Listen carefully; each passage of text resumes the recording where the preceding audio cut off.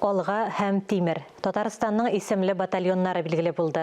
Аларның үз таны бөлү билгеләре бар. Шул ук вакытта Донбасста махсус хәрби операциядә катнашу өчен хәрби бурычларны үтәүче бүлекләр формалаштыру дәвам итә.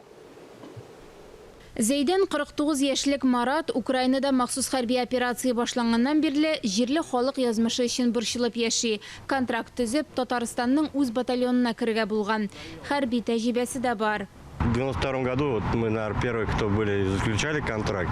Biz 90-нчы елларда Абхазиядә контракт төзегән беренче солдатлар идек. Ул чакта тынычлык урнаштырырга, республика автономиясенә ирешергә булыштык.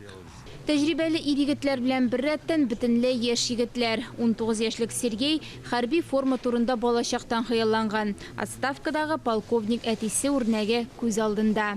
Хотелось показаться больше, стать больше. Әтигә охшарга телим. Ул карате, кул сугышы кебек спорт төрләре белән шөгыльләнә. Республикада батальоннар формалаштыру дәвам итә. Анда җыелуны бары тик Татарстан халкы гына алып бара. Люди станут строить вместе, в большинстве своем. Бер-берсен белгән кешеләр бер сафка баса. Бу аларга хәрби хезмәтне үтүне бермә-бер җиңеләйтә.